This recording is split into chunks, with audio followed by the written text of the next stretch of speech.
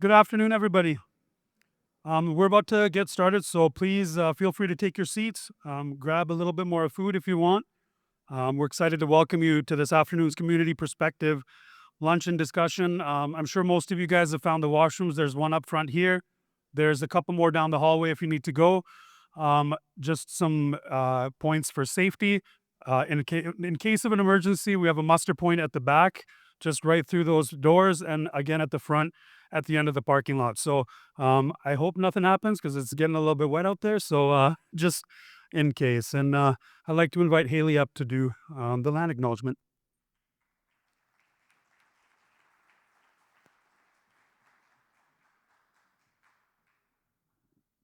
Thank you, Robbie. Good afternoon, everyone. I'm Haley, and I'm a program manager with Fresh Start. In the spirit of respect and truth, we honor and acknowledge the Mohkinstsis, the traditional Treaty 7 territory of the Blackfoot Confederacy, which includes Siksika, Kainai, Piikani nations, as well as the Tsuut'ina Nation and Stoney Nakoda nations. We also recognize the Métis community, particularly the Métis Nation of Alberta, within the boundaries of Region 3. Fresh Start Recovery is dedicated to advancing reconciliation, working in partnership with Indigenous peoples, and extending our support to all those affected by addiction. Thank you.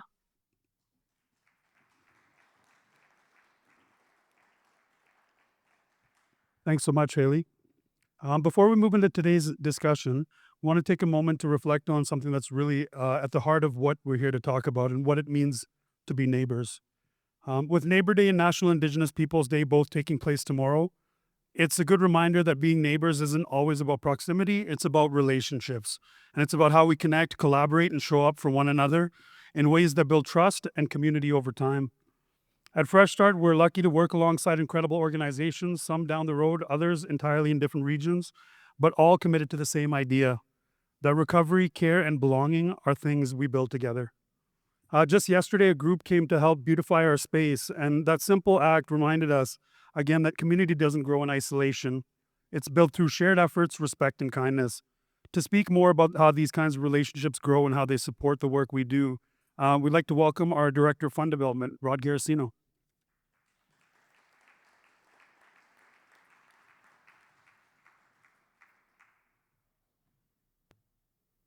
Thanks, Robbie. Hi, everybody. My name's Rod, and I'm the Director of Fund Development here at Fresh Start. I love the topic of today's conversation, neighbors and community. Community is core and fundamental to my role. So my role really is to connect with the community in as it is the community can be individuals, foundations, corporations, small businesses, neighbors, and connecting with those individuals and organizations to help bring in the support that Fresh Start needs, because we literally and just cannot do it without the support of the community. Robbie mentioned the beautiful thing that happened here yesterday. So I'd just like to expand on that story a little bit. So we have a neighboring business called Garden Essentials who donated a bunch of flowers and plants. And then we had a group from RBC and the Teamsters come out to plant those plants out front. And it was a really beautiful kind of opportunity for that group to come together and to support us by donating their time and plant materials to do that, to create a beautiful space for us to show off our space to our neighbors here. And what struck me was that this was happening at the same time as we were celebrating a gratitude celebration down in Lethbridge. So we had an amazing group of clients celebrating the conclusion of their program in Lethbridge at exactly the same time as we had the community coming together here to support us. And while they were doing that, a new client walked up the stairs to join us here. And it was one of those moments of magic that they happen a lot around here. If those of you who know us know that this is a thing. And it was just amazing and just seemed to express and exemplify the power of community when it comes together. And so I just wanted to celebrate that. I know we're going to hear a lot about it, and we cannot do it without community. So thank you to all of you for being here.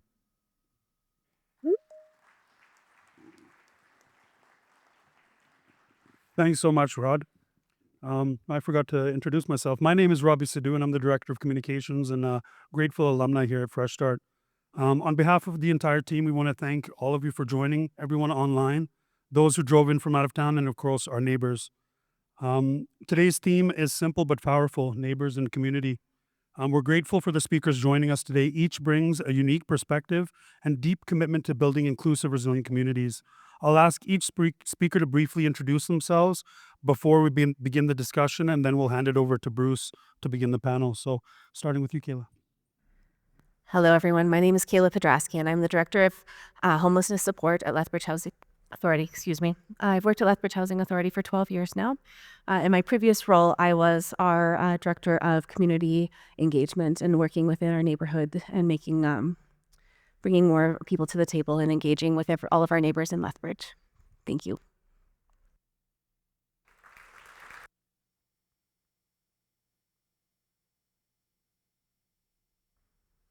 I'm Capri Rasmussen. I'm the Clinical Administration Manager with Aventa Center of Excellence for Women with Addictions, which is an inpatient treatment center here in Calgary. And I've been with Aventa in 2 different tours for about 17, 18 years.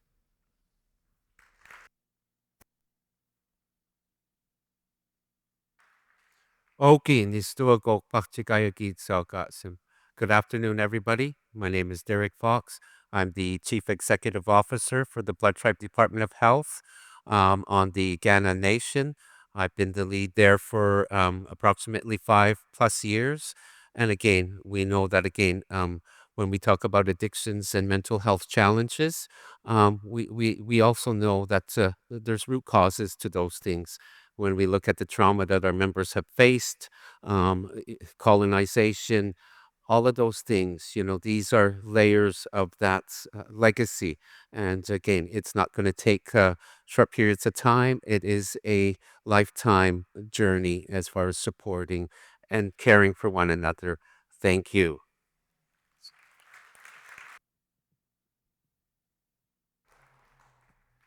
Yeah, good afternoon, everyone. My name is Bruce Holstead. I'm the Executive Director at Fresh Start. I've have a long serendipitous relationship with our organization for well over 25 years now.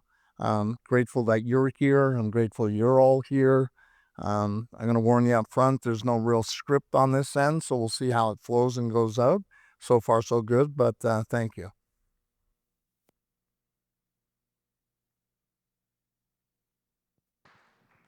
I'm Terry Ohlhauser.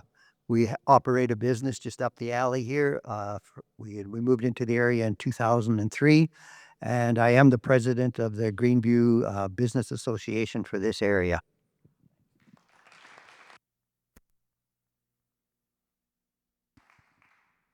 My name's Ryan Gilfillan. I'm the program director with Last Door Recovery Society, and I'm also a person in long-term recovery. So I'm just grateful to be invited to speak on this panel and talk about communities and neighbors.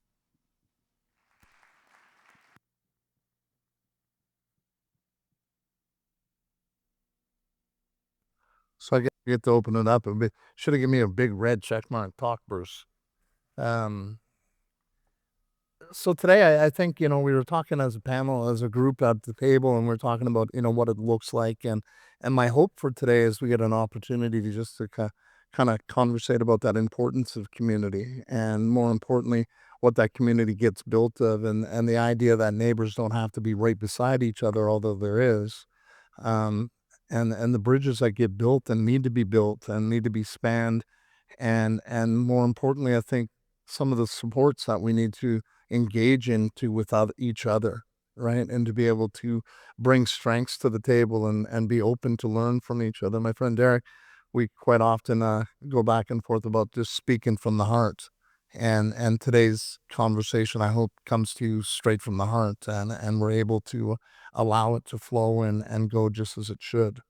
There's a couple pieces that resonate, Capri, we celebrated, not celebrated, that's kind of the wrong choice of words.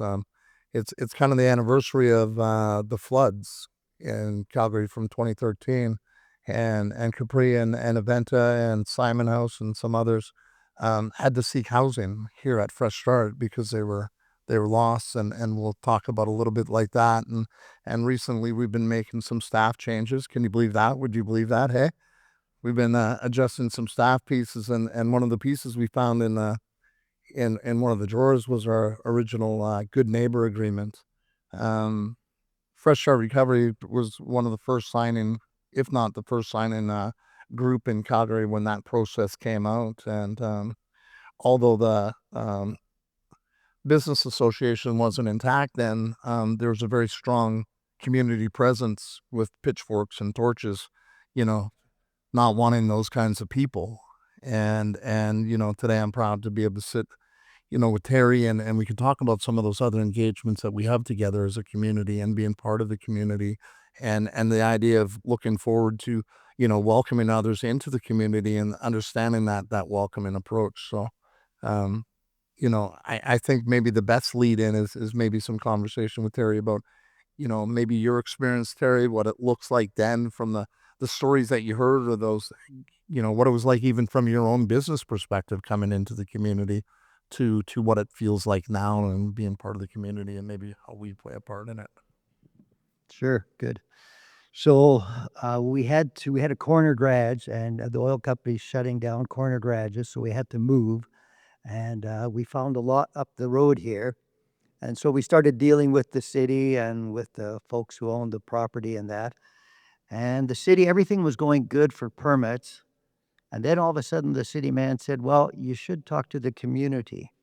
I thought, why do we have to talk to the community? So what it is, we started talking with a community association up the road here, and they didn't want us to have an automotive shop in this area here.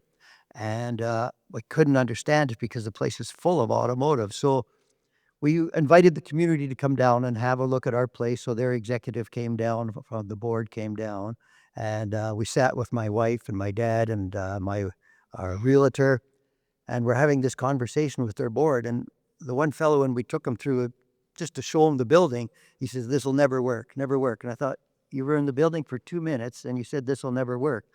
And we sat there probably for a few hours, and it wasn't going. And then all of a sudden, one of the other board members who was out haying, he was busy, so he came in late to the meeting. And finally, he was able to bring resolve to the situation. And so I was so thankful for that. I thought, here, somebody is finally speaking something sensible. And out of that, it seemed like there was a few individuals there that just had a negative influence on anything that was coming into this area. And out of that, they also said, too, they said, well, Fresh Start wants to open up down the street here from us. And they had a lot of concerns. They had concerns for safety. There's a playground across the road here. And we don't really want people hanging around here causing a situation. And so that was kind of our first introduction to the community. And so through that, things changed, but it didn't happen overnight. This negativity disappeared slowly. And today I understand that those that were against it are an advocate for it today. Thank you, Terry. I think that's right, and it kind of mimics a little bit what Derrick said about it's a lifetime journey. There's a path that we want to walk, and when I was going through some of the notes, and the idea of we don't want those people hanging out front, and Ryan was talking about his experience in BC around you can't smoke, and the people had to go a block away, and and it became about driving, and we ended up with I think at the time it was a $600 or $600,000 extra expense, pushing the wall out to make 24 more or 6 more parking spots, because it was about parking, and really it was about the stigma of addiction, and we understand the layers that crosses and the importance to do. And today, as far as BIA goes, I'm proud to say we supported the 2 Wheel Sunday event that happens, driven in the community here. We've done initiatives around graffiti abatement. The park that you made reference to, we helped clean up and redo, and we've been embraced by the community, and we, those pieces about coming out and showing, and this is a good example of that. I just maybe want to add too, we also have had Kate, and now we have Rod on our board too, representing Fresh Start here. So that's been a real benefit. And the guys here, I've had a chance to meet the guys at our car show and some of the other events and that, and we really appreciate all the help that they've given to our community here, support, to make our functions go good. I think that, walking out of that is that support and understand the importance. Like we come from a small, recovery house on the corner before, treatment was treatment. It was just some of us getting together to try to do what we could to bridge the gap for those seeking help.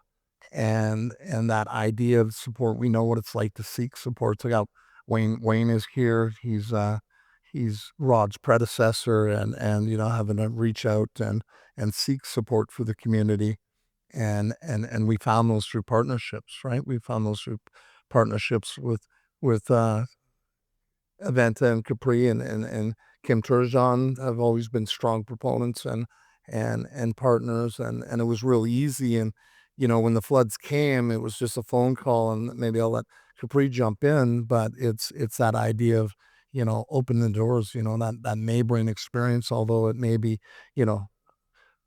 4 miles away. It's how do you open the doors and invite your friends and people into your home. So So it was a really good experience to come here in a very terrible circumstance. And Kim Turgeon and Fresh Start worked really closely together to make that happen very quickly. It was day by day we were watching what was going to have to happen, and so that experience really was great. We were able to continue programming here, and work with Fresh Start to make everybody accommodated, safe, and continue the programming, which that was terrific. And I think it just speaks to the importance of community. It's relational, right? It's who the space between us, how we connect over the big and the small things, right? So it's everything from, hey, do you have a procedure for this, to let's put on an event together. So I think that's what's really important, is that we're just constantly having good communication and connection. And we really value that with Fresh Start and all the other organizations that, we work with, our community, our clients, our alumni and families. So I think those are key things: relational communication and the big and small opportunities to connect. I think, part of that under negative circumstances as they were, was that idea of that readiness and willingness to show up, right? And although, the chaos that ensued, we had to actually change all the magnetic locks on the doors to keep the men from getting into the women and the women from going over to the men, and reroute into other showers. And it was a pretty, and then when you think about how many people, we had to change and operate feed-in, and it was amazing how community came together, and coming out of that about doing events together was that driven idea around what that looks like, as far as coming together and bringing people together in that community. And I know that Ryan and his crew do really good around the Recovery Capital Conference the last 4 years, and some other means, Recovery Day out in BC, where it actually really does work well, and it's an amazing piece. And we'll tout the fact that they're going to come to the table and do Recovery Alberta.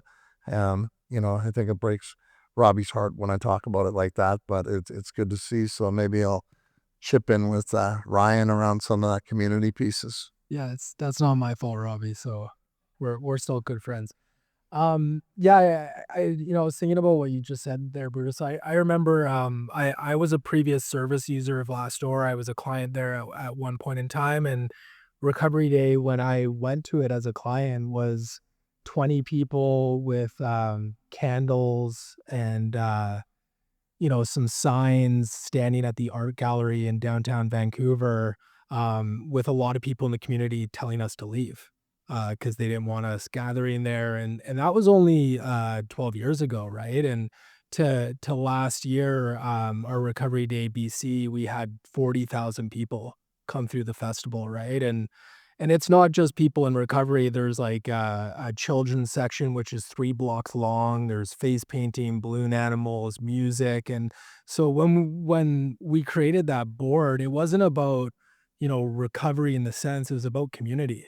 How could we get the local businesses to be involved? How could we get the community members, the associations, like all of those people to come together to, share in that community, right? And I remember when we approached the city of New Westminster to try and bring it to New Westminster, and they were a bit hesitant at first, and now they put up banners like all over New Westminster months in advance because it brings business to the community, right? And it's something that I didn't realize when I first entered this world was that recovery can be an economic growth for a community. A lot of people see it as the stigma that you see, in downtown cores, but recovery brings citizenship. It brings people that are volunteering. It's people that are, getting jobs and putting into the community in that sense. And we've got to kind of see how that's growing in our Recovery Day BC, where, we post our applications for the vendors, the Recovery Day BC group does, and it sells out in weeks, right? And that didn't happen, 12 years ago. People wanted us to leave and they didn't want us to gather on streets. The city of Vancouver wouldn't let us close down streets, and that's why we ended up moving to New Westminster. And yeah, last year it was the fire department said it was about 40,000 people that came through there from, you know, like treatment centers to clinics to banks to like everyone was involved, right? And I think that is how we bring community together for sure. That's so as I speak and I think I warned you that's a psychological theme park, so I try to find these little bits and it's like, oh, there's one, now I gotta try to stitch them all together. I gotta get something off my head here first. I just want to engage maybe a round of applause. Keith, where's Keith? Is he in here? Is hiding back there? Our friend Keith is today's his 1 year clean. Yeah. Lovely. Monumental accomplishment. I think for me that's a little bit part of it because you're totally right, and it's I hate to say it, it's almost like a double-edged sword, that economic growth piece, because there's a business component to it. But when we start at the beginning, we show up as the guy with lived experience as well. I'm in recovery 27 years, and when I showed up, I was alone. I'd burnt most of the bridges and had very few resources and supports in place to get me on the path. And sorry, I just swore there. I got kicked out of treatment for swearing too much, like literally.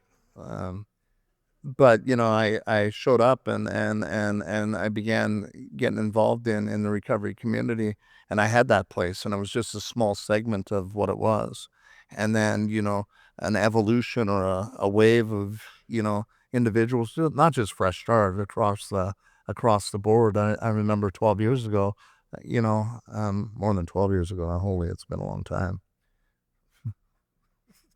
17, 18 years ago. I had met a guy from Last Door at a meeting one night, and I really enjoyed what he had to say. And up until that point, I had a really bitter resentment against treatment because they kicked me out. And so I'd be the guy at the meeting saying, "Yeah, shut up with your treatment center nonsense, blah blah blah." And this guy Jason ended up convincing me to come out to the New Westminster and checking out this meeting, and it was just like an incredible meeting. And chain of events happened, and within a month later, I was working at a treatment center, and my sponsor was telling me, you can't shit talk treatment centers anymore. But this evolution, this change began to happen, and that engagement in community began to happen, and that growth, not just economic growth.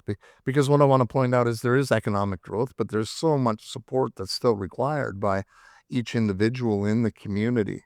And how do we get there, and how do we accomplish what all the pieces that go into that quality life that individuals deserve coming in, right? we can bring people in and we can house them, we can treat them, we can support them.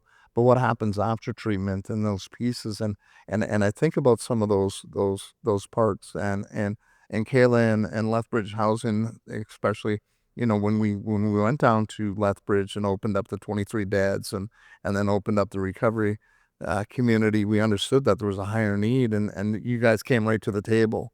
And and as a result, now you've probably, wouldn't even put a number on it, how many people you've helped transition and paved the way and supported into stable, sustainable housing. And recently we just entered, I don't know if I'm allowed to talk about it out loud. Yeah, totally. We've just entered into agreement around some property housing where we're going to become a partnership in managing and operating in properties, recovery-based housing. And I look forward to seeing that grow, and that's that's how community begins. And this is that point from 12 years ago to, that economic need. So please. Yes, I remember a few years ago, our CAO, Robin James, had approached us and talked about how can we help Fresh Start integrate into Lethbridge. And so the easiest solution at that point in time was we could offer subsidy.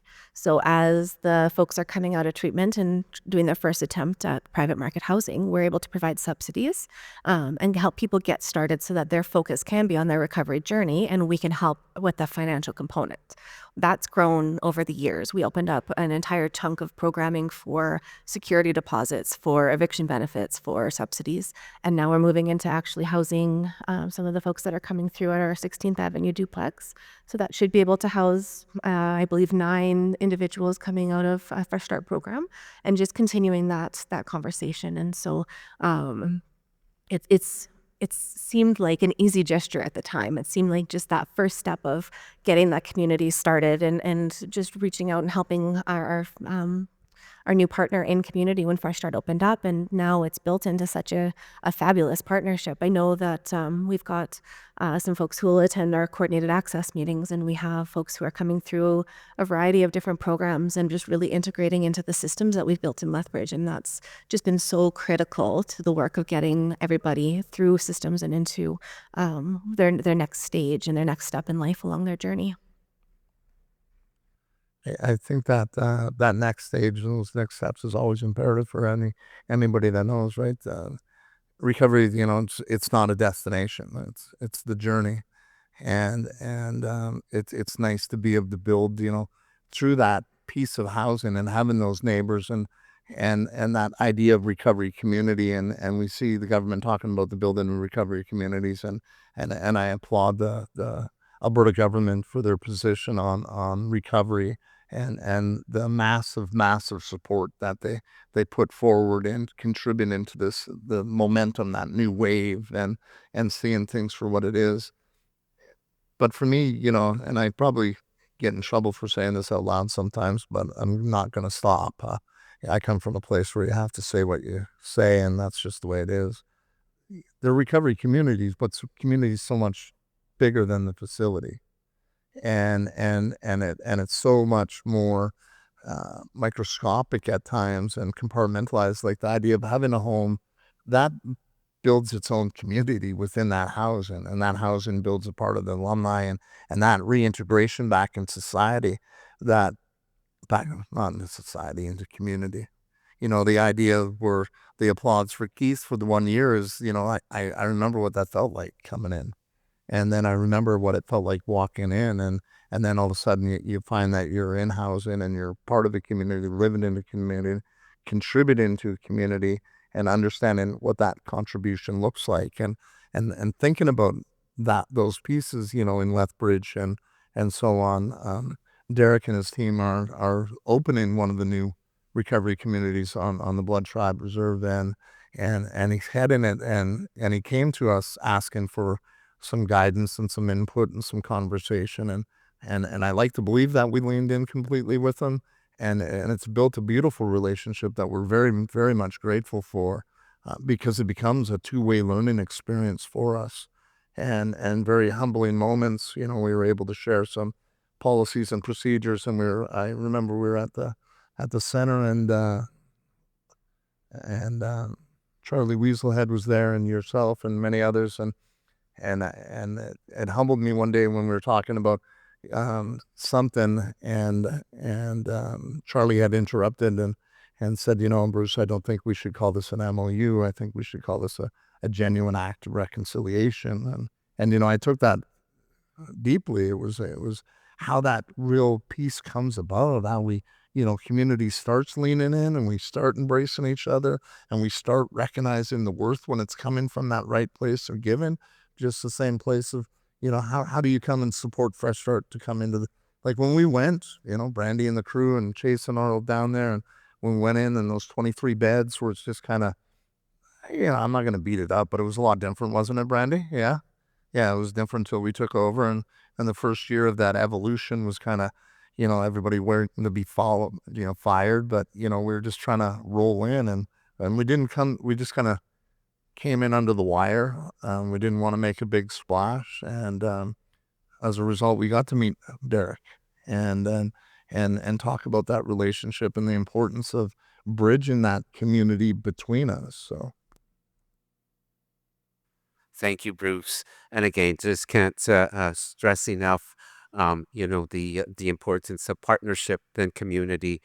Again, back in about 2017, 2018, our leadership had declared a local state of emergency. Just the widespread fatalities in regards to accidental drug poisoning, very challenged. And again, for us at health, operating our EMS department, it was a revolving door at the surrounding ER rooms.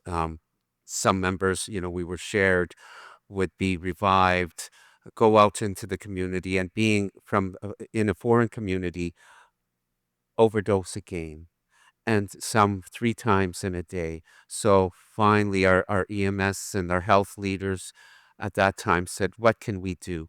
So again, approaching the provincial government at the time, very supportive in the sense that we needed further supports on the ground. So this is where our Bringing the Spirit Home, our detox center, was created.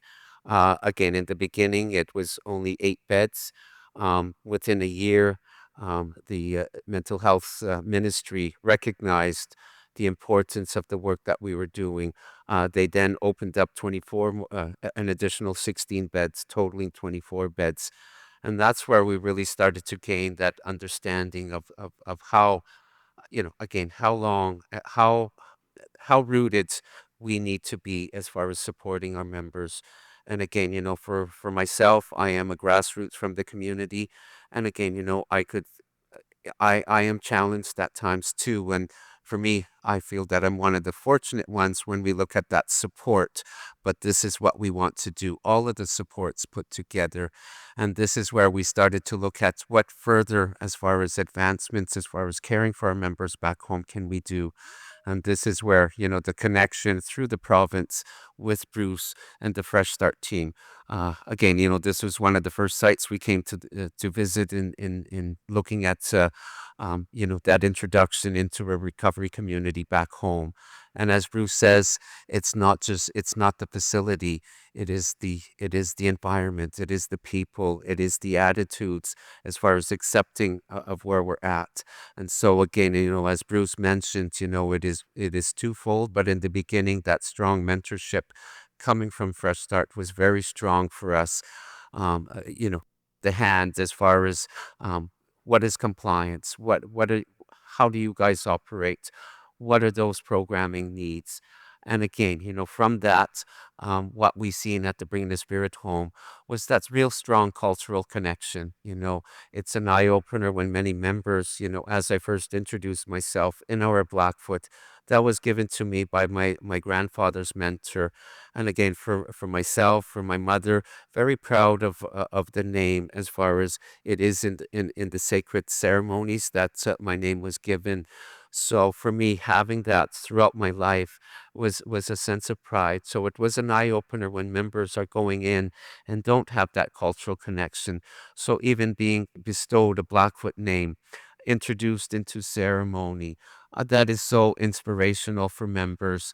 And so it just further drives as far as their wants and their needs to continue on this journey. And again, this is where our communities are that not much different in that sense.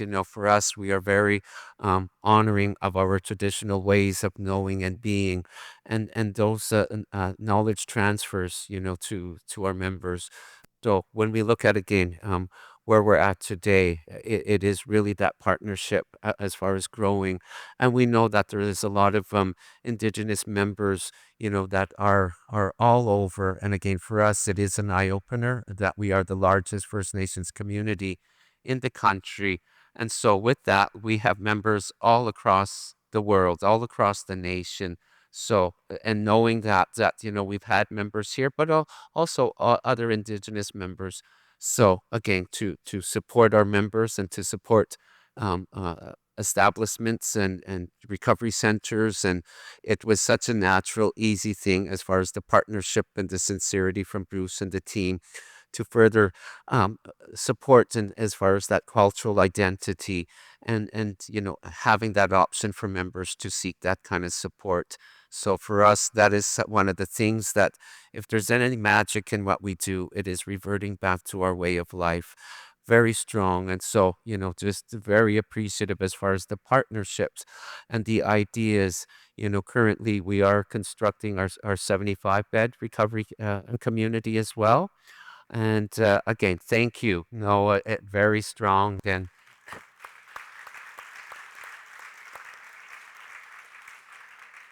we feel so again acknowledged, and we are very appreciative, and we are really wanting to continue to help our members in the journey. As we know, it's a lifelong, but also too, how do we help recognize the gifts that the Creator has given, and help with members come back into, as Bruce mentioned, we can say society, but it is back into the community.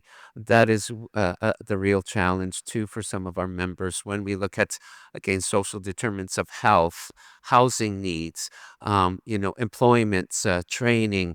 So this gives an opportunity for members to begin to seek that support and to gain the strength. As we know, the recovery capital is so important as far as moving forward. So again, we will continue to move forward. We are looking at operational in April of 2026 as far as looking at the completion just prior to that. So very much looking forward to supporting our members. But again, as we say too, we are not going to segregate ourselves. We know partnerships are very strong. And again, for our members to be successful, as Bruce had alluded to, for us, very strong. Charles Weasel had our former chief, a lived experience as well, a grand chief as well. Sharing in, we both have the same grandfather who was very traditional, Mulgok, and Pat Weaselhead, and he shared with Charlie that in order to be strong and to be balanced, we need to have that balance as far as walking both paths, as far as the community external to our nation and within our nation. So again, quickly maneuvering within the nation as far as the supports. We operated our shelter in our biggest community in Standoff for 2.5 years, supporting the tribe as far as, and from there, looking at, the integrated supports that Blood Tribe Health has, kind of then linking them to our Bringing the Spirit Home, linking them to our wellness team as far as the day treatment program that they offer as well. So many other opportunities for members seeking. But again, stressing that again, it is all needing, just like every individual, all of us, we need that support in order to be resilient and successful. We need, as far as all hands on deck to support us from when we are children to today, as far as moving forward. So again, for us, it is so appreciative as far as the recovery community in general helping us in establishing for our members, and we are looking forward to sharing as far as from that lens of our traditional ways of knowing and being, but also open to what we're doing and the ideas that Bruce and the team have given us. Things like social enterprise, social, industry.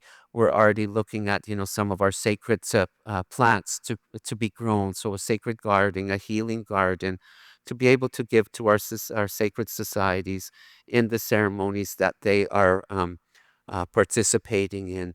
And again, we feel strongly as far as giving back to the community. And we all know that, again, we all have good hearts. Again, the Creator all made us to care. The influences that we've had are very challenging, and I can't stress enough that the trauma. My late mother was only 8 years old when she went to school, and the first thing that in residential school, it was a Catholic school, that she was to do was to go to confession. And again, just want to pause for a second. At 8 years old, we are our purest. Again, to go and to tell sins. The priest of the day actually spoke Blackfoot, and in our language, he had told my mother, if your father does not stop in practicing his traditional ways, you are all going to go to hell. That sat with my mom. That really uh, um, impacted her bond with her father. It wasn't until later in life that she shared these things with me. So I know that my late mother was very torn. My father was very much resistant to the oppression of the boarding schools, and unfortunately, he had very negative experiences. And so, but today, very supportive, very resilient. Just recently, I've shared in that resilience that when we look at the salmon today and the environments that they face as far as continuing to come back to the rivers from the sea, it is quite amazing. But when we look at all the obstacles they face, that is even more amazing. And in fact, it's a miracle. So for our people to continue on the traditional ways and even to be able to speak fluently in our language, which my father still encourages us to do, is that same essence of what the salmon face, as far as the resilience. And today, I honor my dad every day, knowing that time is limited, but it is so important in that celebration of that resilience. And I think, when we look at everybody and what we do, this is what we encourage as far as when we look at community. It is about caring for one another. It is about looking out for those that are challenged, looking out for themselves. So again, don't want to take up too much more time, but just wanted to share. Thank you, Bruce.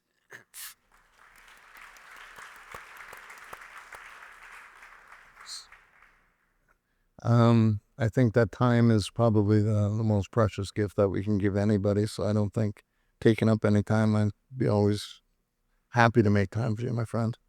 I think, the pieces that,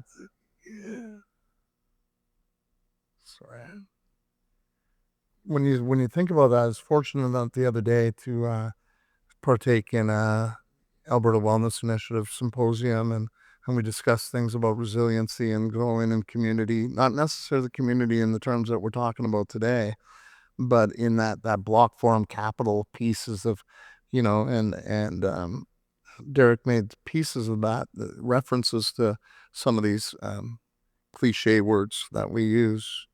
But the gist of it is understanding of what we learn from one another, and understanding the true impact of what we contribute to each other. And when I think about the impact that those words had on your mother, and that generational effect that happened otherwise is the same effect that we have here. That piece, as simple as, not to compare it in any degree. Terry's first introduction to Fresh Start was, we don't want those people here. And he felt that first negative impact in his own business. And Ryan alluded to too. And meanwhile, we talk about those practices of being invited in the community, anticipated and supported coming in, and the idea of opening your doors and engaging one another in a more robust way. I don't know if this is inappropriate, but at the gratitude yesterday, there was a parent who shared a reading with me, or not with me, like I'm all that. She actually shared it towards her son, but it struck me deeply. which is probably why I found it so meaningful. Says my therapist told me this, and it changed my life. You're not healing to be able to handle trauma, pain, anxiety, and depression. You're used to those things. You're healing to be able to handle joy and to accept happiness back into your life.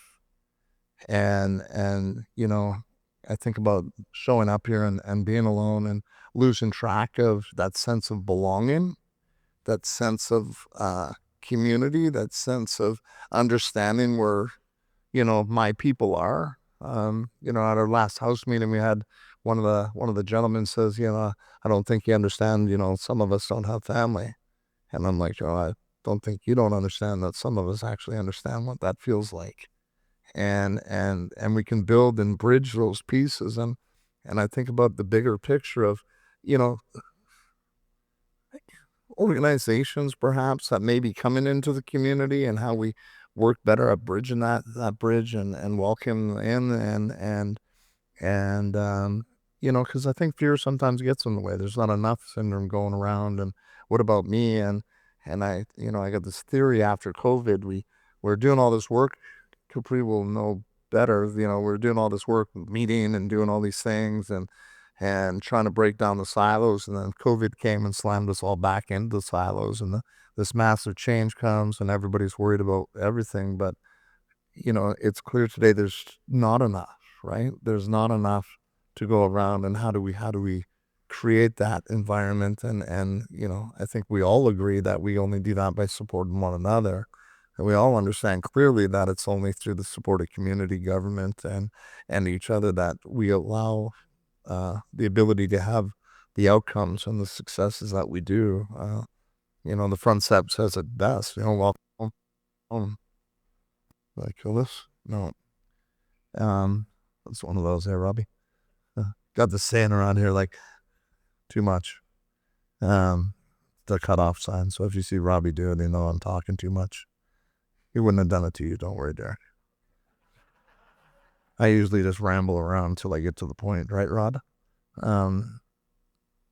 The long and the short of it is I don't really want to guide it. I don't know if you guys want to jump in and give some more opinions, but I think, Terry, I'm proud to be part of the community now. I'm proud that the men get a chance and they're welcomed. You know what I mean? Like the businesses out there welcome them, and we're supported so well. Like the Arctic Ice across the street, we handed out some flyers and we're like, oh, do you need ice for tomorrow's event? And I'm like, no, just save it for the dunk tank barbecue. Last year we had this, the alumni for the year before had the alumni did a dunk tank that I had to go into, and they literally had like a truckload of ice piled up, just like being dunked into a Slurpee. But those are the little pieces. I know we can laugh at those pieces now, but I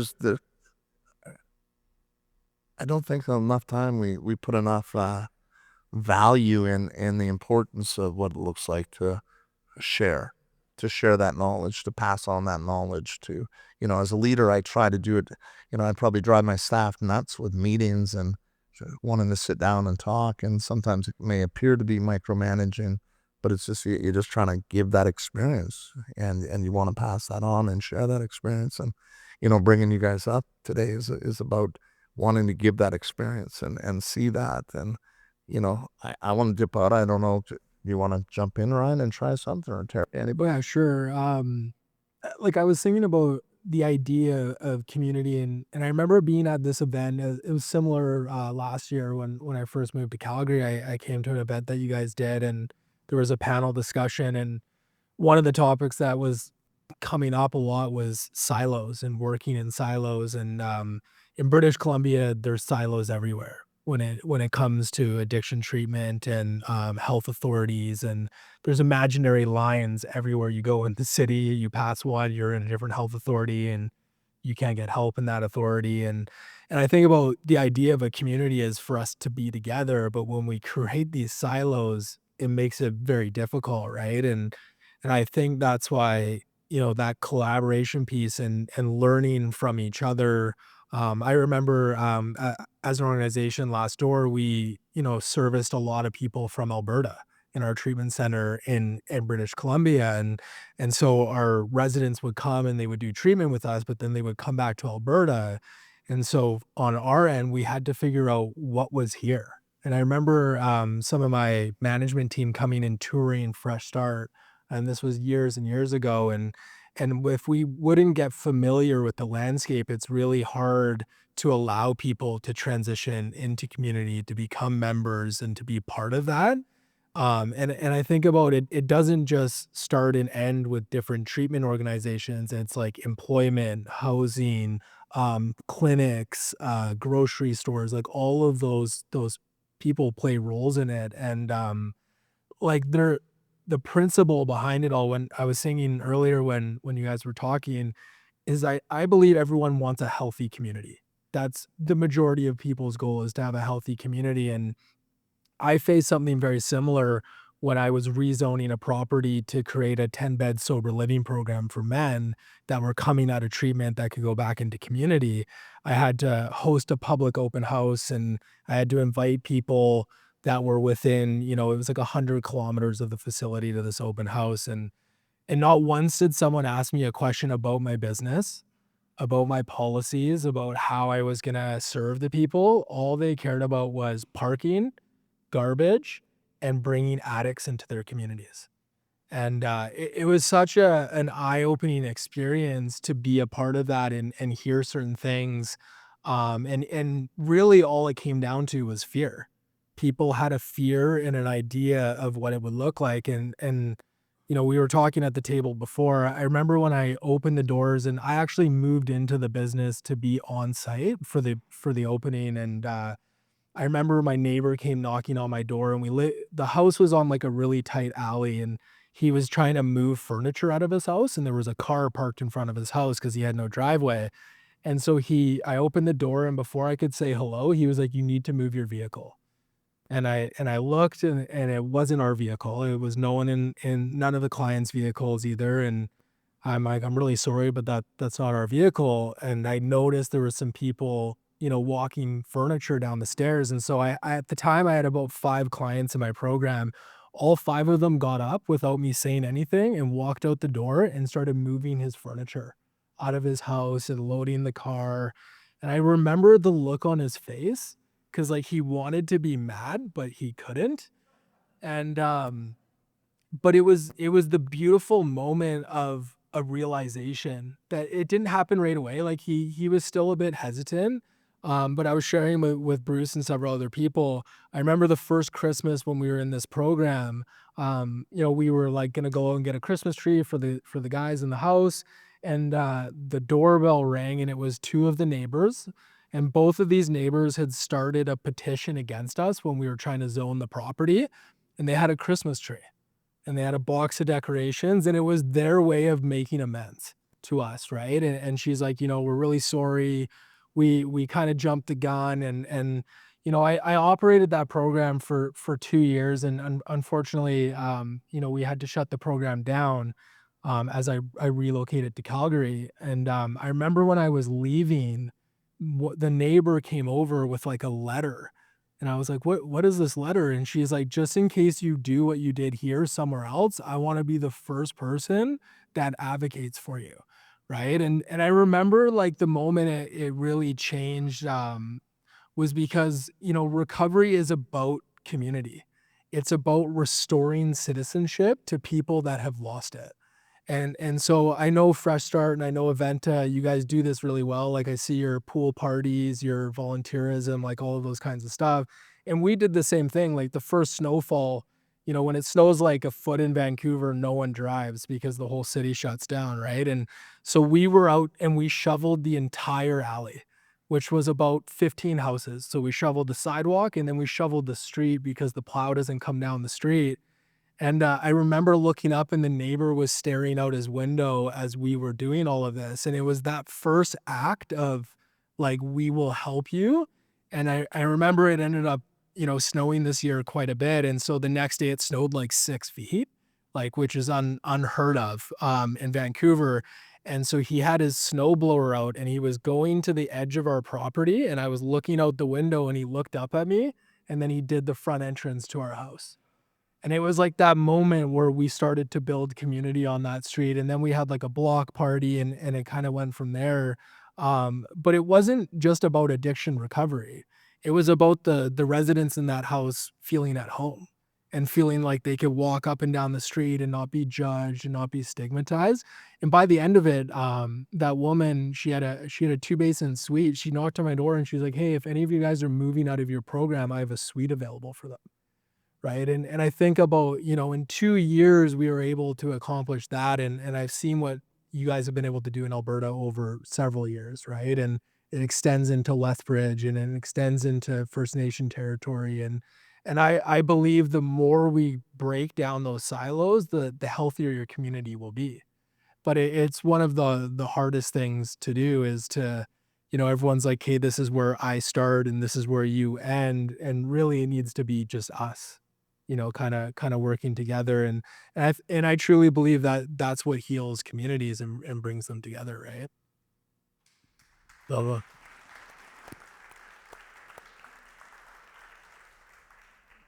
Yeah, that's a powerful statement of what it is, right?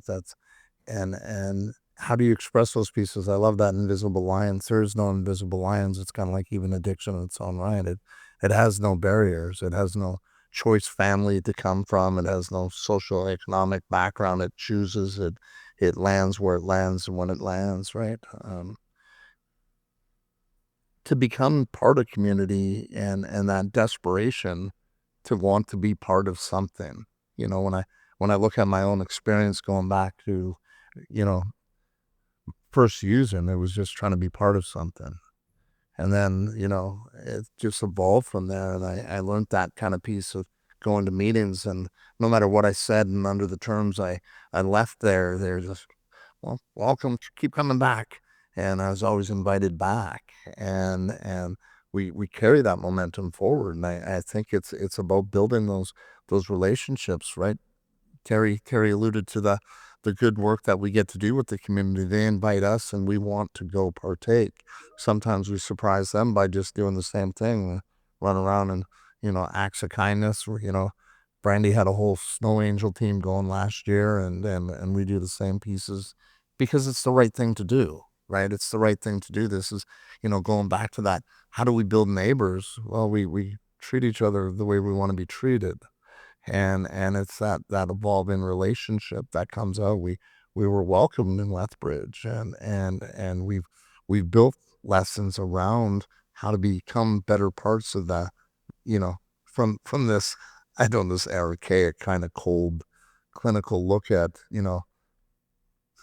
good neighbor meetings. Like, you got to teach us how to be good neighbors, and there should be no lines around it. It shouldn't be telling us where people can hang out front or where you can go. I like that part of walking out the door. Like, we want our people here to feel comfortable that they're in the community that they are. And this is, yeah. Can I use maybe you can pick up on this one. There's a lesson that I learned, I believe, from Terry Lynn, when we were talking about the importance of housing and so on, and Indigenous beliefs. Like, home is where you're at, right? If I let you, probably can articulate around that a little bit broader, but in the Indigenous beliefs, it's just home is where you're at. It's not defined by space. So Absolutely. And again, when we look at again, that safety, nets, and that security that we face. It is about being with family. It's about being where we feel comfortable and where we care and where we feel cared. And as the saying goes, not much, again, very similar in the sense that, once that's established, home is where we hang our hat.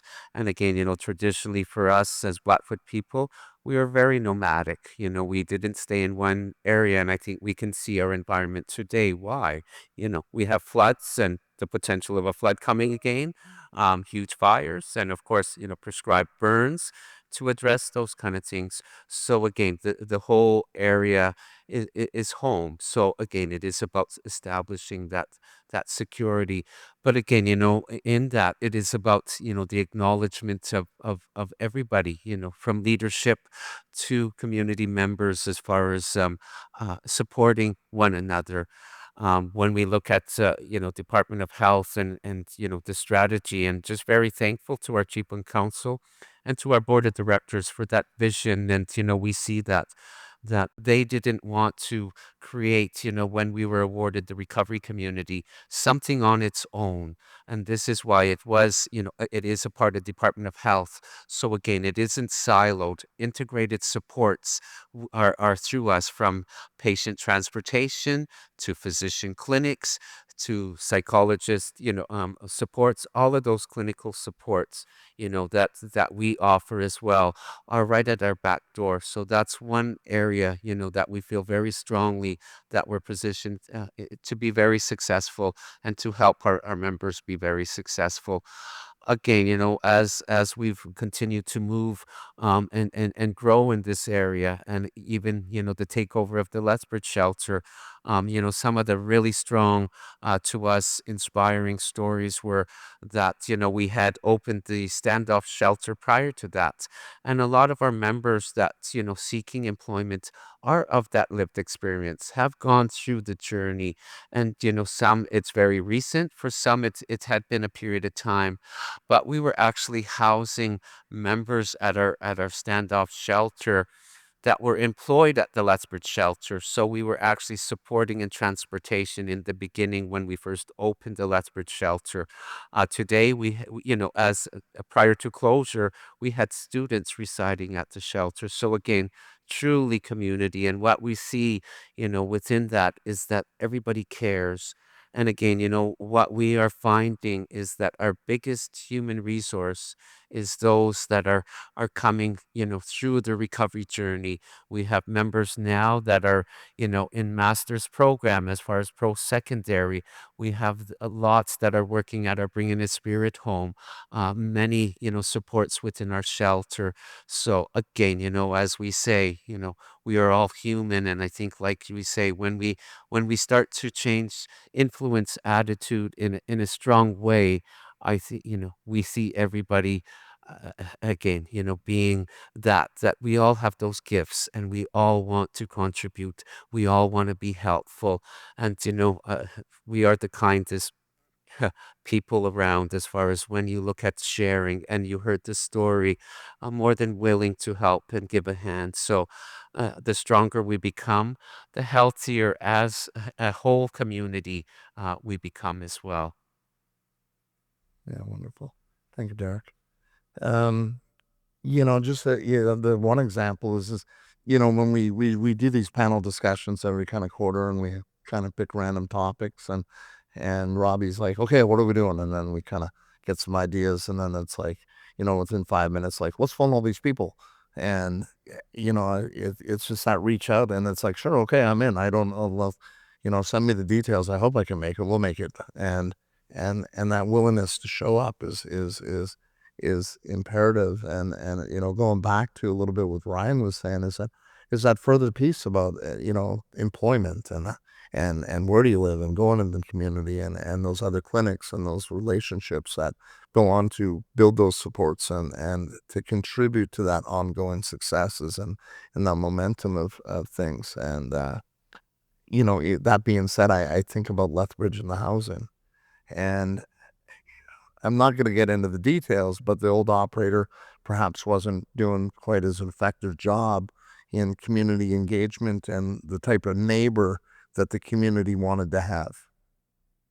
And, I'm completely confident that we're going to go in and have that kind of neighbor that Ryan was describing, because we have real experience in that world, right? We have post-treatment housing that have turned into their own little communities over around the corner on Edmonton Trail. There's a big welcome march before they go in, and the guys have all gotten together, and they've got a pizza oven and a barbecue, and we bought them some lawn chairs, and they just come down out of the places. And Bridgeland is developing much into that that same kind of feel, and AJ's back there, and we're gonna, engage that a little bit further and more enriched. But we can't do that without those opportunities, right, Kayla? And maybe you can talk about what that's like, because obviously you work with a lot of other providers too, and what that looks like for community engagement and some of the barriers or the bumps you run into, rather than, how do we, there's that saying, for every problem, there's a solution, or, sometimes for every solution, all they see is the problem. What is it that, Lethbridge Housing Authority does that brings solution to the matter? What is that? Absolutely. Every time we go before council, or we go for those zoning applications, we remind the community we have 900 rentals throughout the city of Lethbridge. We are in your neighborhood. We are your neighbors in every way, shape, or form. And so we'll regularly say things along the lines of, if you can point out 3 LHA properties in your neighborhood, then we'll give you this one. We'll give you that fight that you've got against us. And we do end up getting to where we need to get, and getting the zoning applications approved, because we can prove that we are good neighbors, and we're very responsive to conversations within our neighborhoods, and dealing with any situations that arise. We've got a couple of buildings in downtown Lethbridge, and so one of our properties, we were changing the zoning so that we could have more support on site, and we were able to bring in service providers to help the residents that were there to just be on site 24/7. And so one of the biggest opponents of our zoning application is now one of our board members. And it's that critical piece of conversation with community, but also showing up and committing to what you say you're going to do. And that's something that I think we do very well at Lethbridge Housing. And I'm very proud of the work that we've done in building relationships and building community spaces, and then those opportunities. One of our other downtown high-rises, we've got just a huge garden space. And so they've built a community within the building so that garden space is able to be a place for all of our folks to gather. And it's started as an area where everyone would sit outside and have a smoke, but then you build friendships and you build relationships with your neighbors there. And so it turns into just these beautiful situations of community within our own high rises and within our own buildings, that then foster that sense of belonging and that sense of friendship and the family that you choose, right? If you don't have those family members that are supportive of you, or just even around anymore, if you've moved communities, you build that family of choice, and that family that will continue to support you as things move on. And we really notice when some of the tenants move out who are big community builders within our properties. It leaves a big gap initially, but someone always is willing to step up and continue that work, and to continue to be the community that they needed at one point in time in their lives. And so I just love to see these organic opportunities and these organic communities that build within each other, and build just opportunities within neighborhoods, so that people who felt like maybe they didn't have anybody, if they've been living on the streets and they've been feeling very exiled, when we move people into our high rises, they have an opportunity to connect, and they have an opportunity to build those friendships and those relationships that they were missing when they were living, day to day and on the streets, or in the shelters, or just in different places that community is not necessarily inherent. So it's been a really cool opportunity to see how the housing journey can really improve someone's sense of belonging within our properties.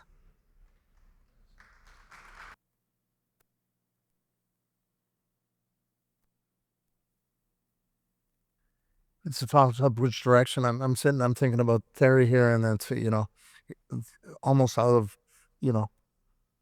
feel almost out of place, but I hope you don't feel out of place, because you are our neighbor, and I want to be there.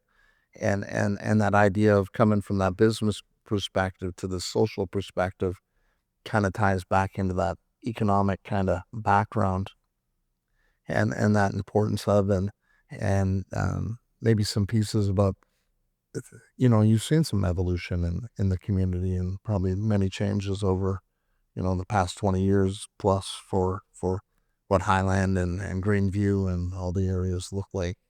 And knowing very well that there's other social agencies, within arm's distance. How do you think that impacts your opinion on going forward?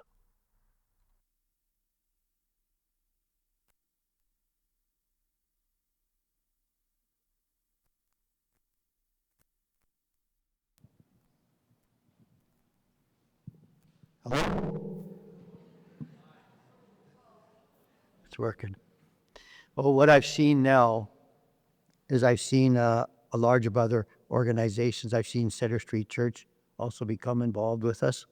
And you sometimes think that they want to be separate in that, but we're seeing that they're supporting us with funds in that, or BIA. They're supporting us with help. So we're seeing the community here come together. Now, when we started the BIA, it wasn't all roses either. We had a lot of flack against it.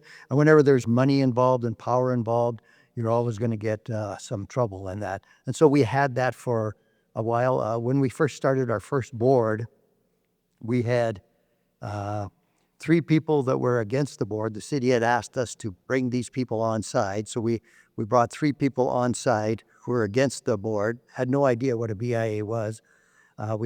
There was 2 of us there that knew what a BIA was, and the rest of the group had no idea what a BIA was. So that was our board.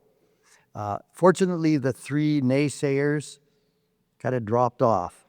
And now our board has people from all the businesses here in the area, and we're all on side. And it's made such a difference in our board. We've been able to move ahead and to start other relationships with businesses, also with Fresh Start and that. So for us, that's been a win-win when you have everybody pulling in the same direction.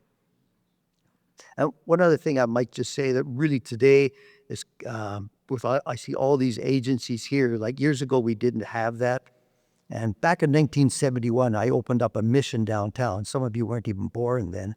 And it was across the street from the Queens and Imperial Hotel, which some of you, well, today that's all City Hall property. And so I opened up a little mission there for about 6 months because I could see guys on the street that were walking around because the men's hostel was just down the street from where I worked.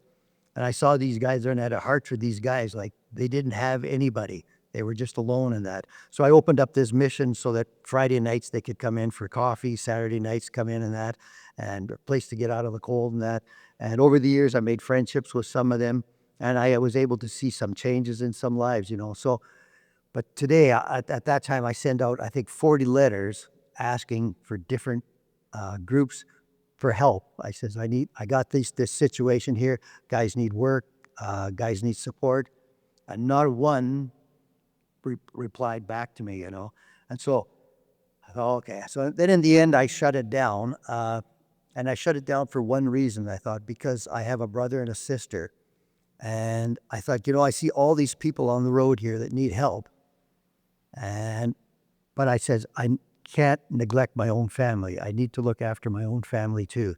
And so I shut that down so that I could spend time with my family to see that, because we're all just one shot away from the hole, from like that guy in the pit on the back wall there, you know. So I worked with my family so that my family could stay together, so that they had a good life, you know. And actually it was very good because it was actually only a couple of years afterwards that my sister passed away.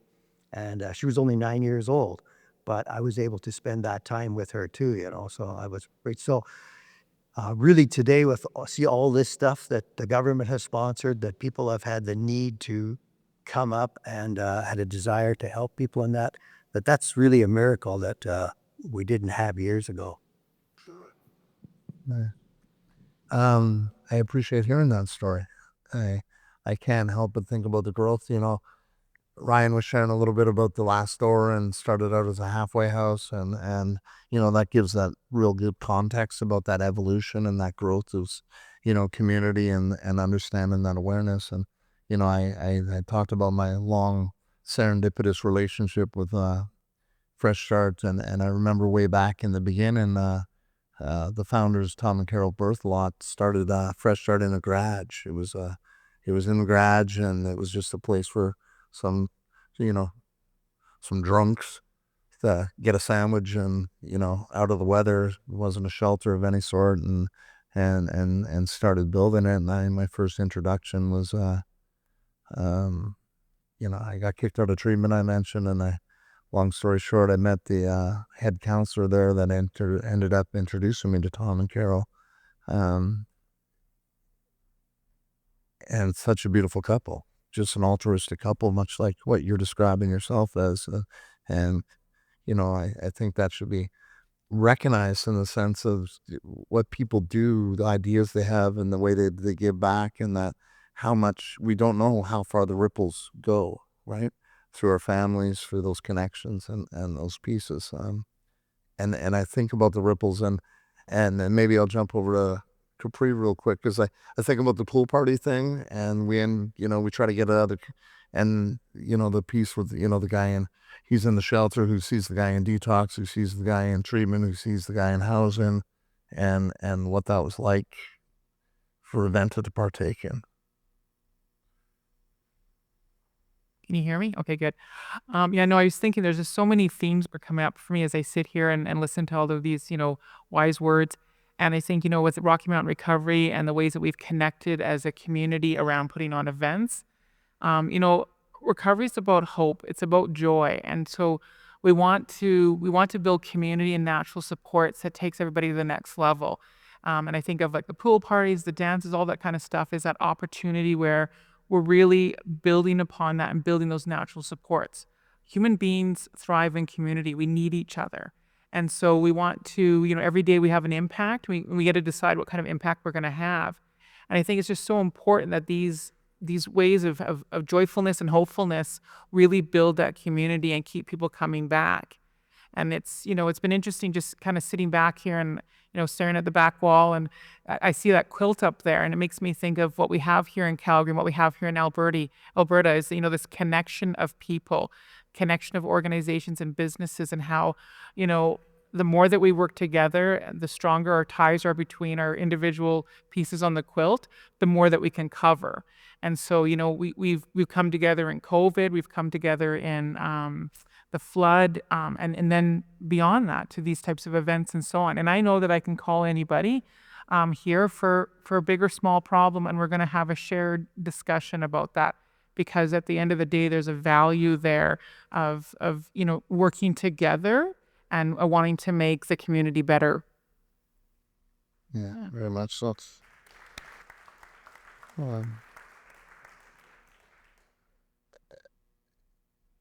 What I was going to say is it's that historical information that we have, and Capri, although she looks like she's only 21, has a long-standing relationship in the community, and has done just some of the most amazing speaks and engagements on all perspectives, and as we watch each other grow and we walk this path together, I think it's important that we keep that in tune, that together we are stronger, right? And we need to follow those pieces. So I'm going to beat Robbie too.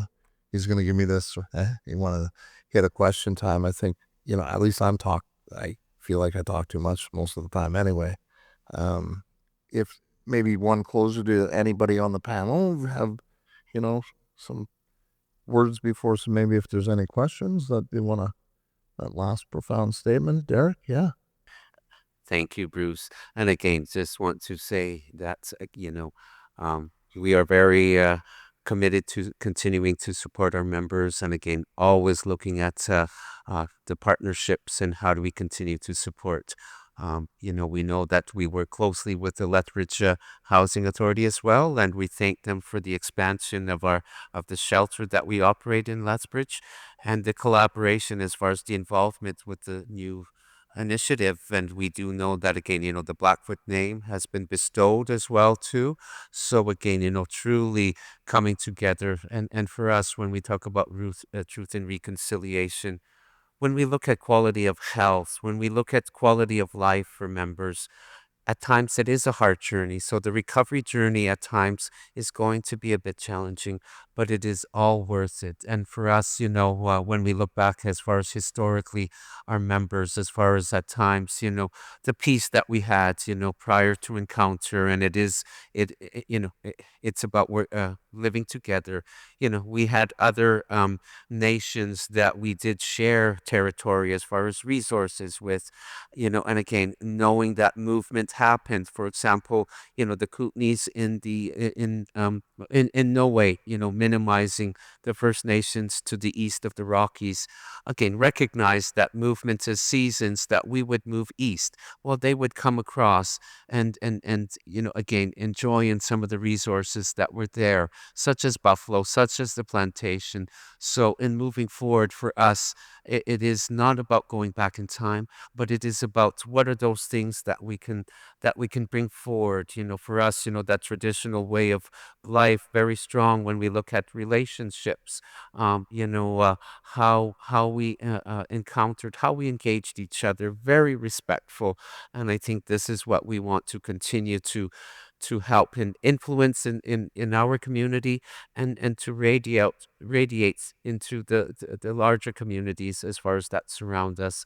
Again, you know what, we have a huge history as far as sharing and with pride. And I think, there could be some real intrigue, but also some real inspiration from learning from one another. So again, I just want to say thank you for the invitation and sharing a little bit of our Blackwood ways as well too. And thank you, Bruce, very much for the welcoming. Just want to share with, sharing with the other panelists. Again, I'm so humbled today. Even my parking spot was reserved with my name on it. So thank you.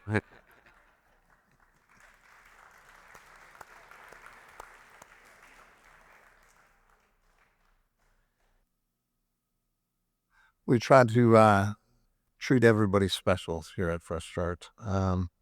Robbie, do you want to jump back in and take over for a minute? See where that goes. We have a saying at Fresh Start: you may not get treated equally, but everybody will be treated fairly. Thanks, Bruce. So if we have any questions, if you guys want to line up on the left-hand side here, we can take a few.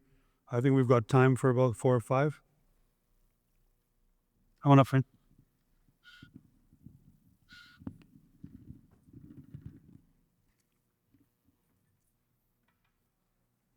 Hey guys, I'm Finn. So I just have a question for all of you. How has the fentanyl crisis and other emerging drug trends specifically impacted our community in the work that you guys do?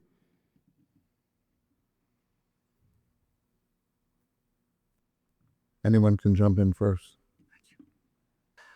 And thank you for the question. And again, for us out at the Kainai Nation, it was very devastating. Again, we all lost many members, and again, the awareness that basically it created was very strong. But we also know too that within tragedy is also too the opportunity for huge positive.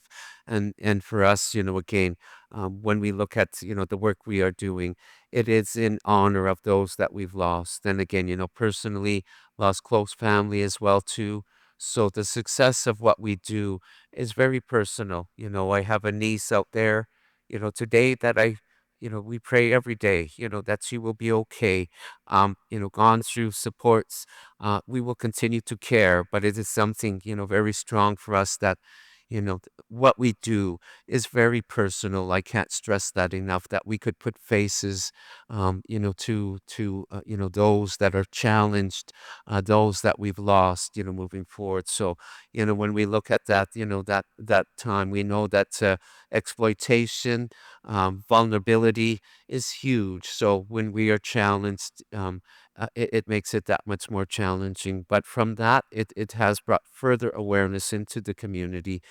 Today at the Bring It Spirit Home, we do see, we hear from our EMS in the stats as far as every month. And for a period of time here, we'll always knock on wood that, those stats have been down. And what they're saying is, from the medical side, it's lessening. There's other lethal substances, but as far as the opioids themselves, we are starting to kind of uh, win some of the battles, and we know it's going to continue for a while. But for me, the biggest thing is that the work that we do is so personal. Again, that we've lost family, that we have families struggling. It is that much more urgent as far as the success in the work that we do. Thank you, Jack. Anybody else want to? So I think, with the acute nature of the crisis, early on, it really at Aventa that we need to reach out so that we could respond even more effectively. And so some of the things, reaching out to our partnerships, Alberta Health and Recovery Alberta, for instance, to bring naloxone on site to the clients to be distributed directly from staff, right? That is a natural thing that happens all the time. We talk about overdose prevention all of the time. Sharing our learnings around that and continuing to enhance training, connecting with things like the Canadian Research Institute on Substance Misuse, CRISM, on some of their community-based research around opioids and around treatment and things like that. So that's one of the partners. Like, we don't think about that academics, right? And having academics work with us in a good way. All of those ways that we come together to respond and then keep responding, because there's always something new. There's always something new that we need to respond to differently and better. And then sharing our knowledge, not gatekeeping that, right? So, for instance, talking about things like, we have emergency response boxes on every floor of our building that have naloxone kits on them in case of a first aid emergency, and also I think on the other side, it's been profoundly challenging for people who are using substances, their families, and people who are working with folks, the vicarious trauma and so on of losing people and losing pieces of our community, and people in our community. And so we have to continue to do better and, share our knowledge so that we're responding to this crisis and the next one.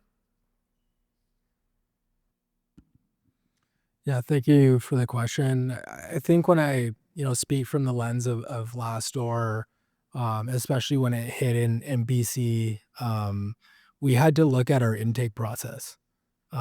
As many of you guys know that work in this field or are in recovery, the opportunity to help someone, the window can be small. And so we started to adjust to like rolling intakes. We've done intakes at 12 o'clock at night, to make sure if there's a bed available. And the other piece of it is looking at alternative ways to manage people's symptoms in those acute areas, right? And the introduction of things like Sublocade, for individuals that, can't make an appointment or can't get to the pharmacy every day. And so all of those things have like played a role into shaping, what a program looks like, in the 90s to versus now, right? And, back then it was like lay on a couch and sweat it out for a week. It's not like that anymore, right? There's advancement in medication, there's advancement in what we know on treating addiction. And so I think as an organization, we constantly have to be looking for that. And I mean, I think something that we also started to really look at is advocating that recovery is possible.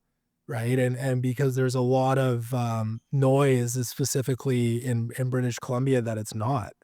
And so, we had some of our staff go to Portugal and look at what the Portuguese model did and how they did that. And, coming into Alberta and doing the Recovery Capital Conference and collaborating with people here of like, what are other organizations doing? Because sometimes there's something that they're doing that we need to, right? And so for us, the important piece was looking at all the different moving pieces and paying attention to what was going on in other areas. And that's kind of what brought us coming into Alberta, was when the government here made that shift to the Alberta model and the recovery process, but more importantly, opening the amount of beds that they were opening, because we all know, wait times, they kill people, right? And so, seeing what's happening here and the belief in recovery, for us, we say it loud and proud, and we'll continue to do that. But there has to be change. And I think from what we did last year to this year, it changes because, there's a spike in benzos and stuff. And so naloxone's not working. And so you constantly have to be, looking at the data, looking at what's going on. And, on the Alberta government website, they have all of those trends, right? It shows like, hey, like what are like the prominent drugs in different areas, like, there's larger amounts of carfentanil in Edmonton versus there is in Calgary. And so being able to see that data real time, I think the last day it was updated was June 2025. I can't believe that. So that also helps us as an organization to look at like, what are we looking for, right? So and relying on our partners within community being able to help us, right? So we're housing, that's our primary responsibility, is the bricks and mortar of the home, and recognizing that we're not necessarily the person that's going to be best to respond to the crisis, but we're going to be the ones that are going to see what's happening first, and then taking in our partners when we're there and we're ready, and really relying on the relationships that we've built. I'd probably just add on to the little bit, following both Capri and Ryan is that that anticipation and trying to be ahead of the curve a little bit and understanding an exceptionally complicated, complex drug and the individuals who are reaching to change the pattern of drug use and supply, and at no concern of the outcome of the individuals using it, as we know.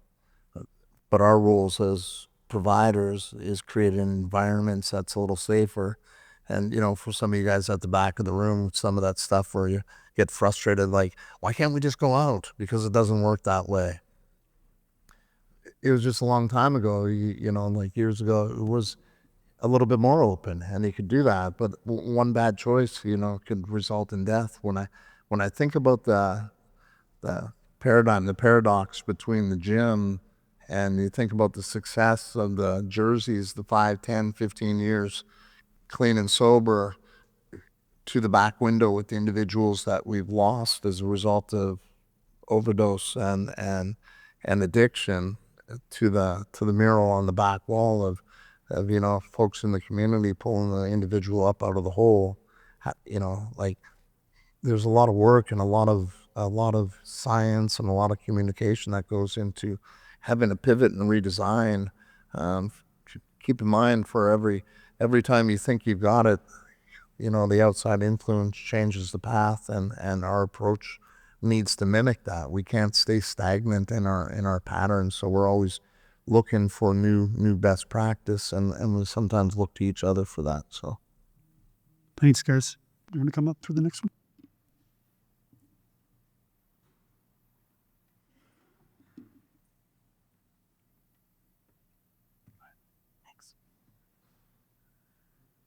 You guys have been an awesome panelist, and I've learned a lot. And I'm actually here for myself, but I'm also here for a clubhouse called Potential Place Society. And we're trying to gain partnerships so that we can have our own permanent building, but we're having trouble finding partnerships to help us get that far. And I was just wondering what advice you guys would have for me to take back to the clubhouse so I can try to help them with that, because that's one of our top priorities, instead of us renting out our things, so that way we can help more people. Thanks. Thank you so much. Yep. I'll jump in right away. Rod's out here somewhere. Rod, where's Rod? Rod Garcino right there. Hey, is that serendipitous or what? If you speak with Rod's our director of fund development, and he's got a whole world of experience around grant writing and finding opportunities to create growth for organizations to get properties. We ran into it with the parking lot next door. I want to put a shout out to Center Street Church, that's always supported us in the past with, allowing us to park there. We've seen an opportunity to come to light next door. But going on what you say, we've seen an opportunity, and there's lots of opportunities out there. And sometimes we just need each other's help. That opportunity happens through Lethbridge Housing. It's real, but Rod would be more than able to give you some insight and some guidance and maybe some ideas around that approach. Come on. Not to mention there's probably 30 other people in here that will probably stand up to the cause too. So, yeah. Hi. It's my first time attending your building. I'm really impressed with the panel and the selection of people. I guess not to get too political, but I was just wondering, with Recovery Alberta and the compassionate intervention, do you see this model of, community changing that when people are mandated into treatment rather than voluntarily going out into the community? Do you see that changing the structure of neighborhoods and maybe needing some segregation until they've bought into recovery? I don't know, like the political thing doesn't really matter much. I mean, I've made a statement on it, and I'll take a position that I don't mind viewing from. Okay. Sorry, sometimes it just starts welling up. Most of us, all of us, have had many experiences in engaging individuals in active addiction, and we've been lost at the end of our rope of what to do and how we can make changes, and we don't know what to do. In my many years of experience, I've received no less than 1,000 phone calls, and I've developed relationships with parents and wives and husbands and sisters and brothers of loved ones who are at the end of the line of what they can do, and you know, the standing line of they'll have to call themselves, leaves parents and families and those loved ones, those friends, lost on where to go. We don't need to confuse compassion and intervention that they're going to go round everybody up off the street. There's a process that will be put into place that will, and I'll speak from my personal experience. When I was in the throes of using drugs and drugs took control of my life and I could not make a decision for myself, I needed somebody to help me make that decision. That clarity needed to come from somewhere. And many of us who are in recovery talk about those, you know, not everybody gets arrested, but sometimes we get arrested, and we talk about the disease being arrested. I think that we, especially, you know, with the potency and the level of control the drugs establish on people's minds and bodies, and I say that two separate ways, because when you think about methamphetamine, it kind of really attacks the psyche and the mental capacity of an individual, as where opiates is that real physical loss of control. The idea of the Compassionate Intervention Act is to perhaps give individuals in the community, families, loved ones, one more tool that they can reach to help get somebody who does not have the capacity to make the decision for themselves.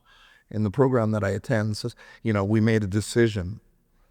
It's pretty hard to make a decision when the drugs are making every decision for you, and finally you can have somebody intervene as an intervention, like we already do it. We do Form 10 people, and, you know, it's 72 hours, and if you can get 72 hours out of the hospital. I don't want to get political if there's any doctors online but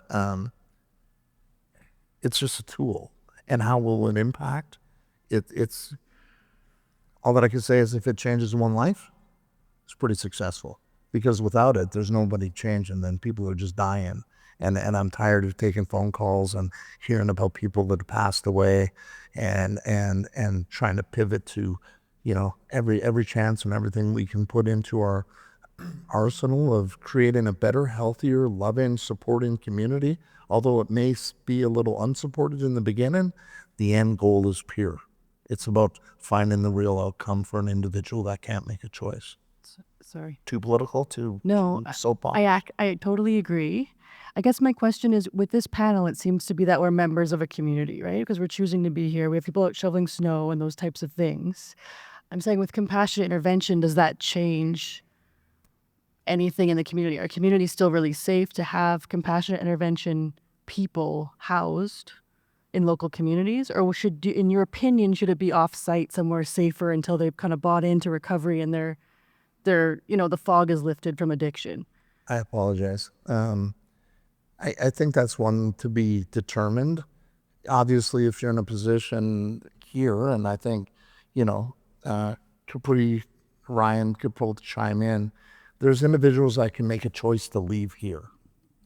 And if you're still fueled by the addictive behavior that drives that need to get more, then the likelihood of holding somebody here is really minimal. Fresh Start's not a mandated environment. So I'm in support of an environment in which you can place people where there is some controls put into place until they can control their own decision making. That executive functioning part of the brain has been restored from the chemical imbalance that was created by the drug use. But Yeah, I can say some. Thank you for your question, and it's a really interesting topic, and I've been privy, obviously, to seeing news releases about it, and my understanding is that there'll be two purpose-built buildings for the people that are actually involuntary in treatment, right? And so when we're looking at places like Last Door Recovery Society, which is in New Westminster, BC, we're a social model program, we use community. So that wouldn't be used for someone who is mandated. But the interesting thing about that is we would probably get about 50% of our clients based on intervention. So their employer is telling them, if they don't go to treatment, that they will lose their job, or their wife is saying, if you don't go to treatment, I'm going to leave, or their kids, or whatever. And so in a lot of ways, most of the individuals we see are mandated in some capacity. But from what I've seen and heard from briefings and being part of it, the Compassion and Care Act here is very thoughtful in the sense of the 72-hour period where the assessment is performed, they're gathering health information. And at that point in time, that person might end up in a community-based program based on their executive functioning, them realizing, holy cow, I've made a lot of mistakes, people care about me. And then there's those individuals that are more severe. And so they would be in those purpose-built buildings that, they're not walking out into a park in the middle of the day.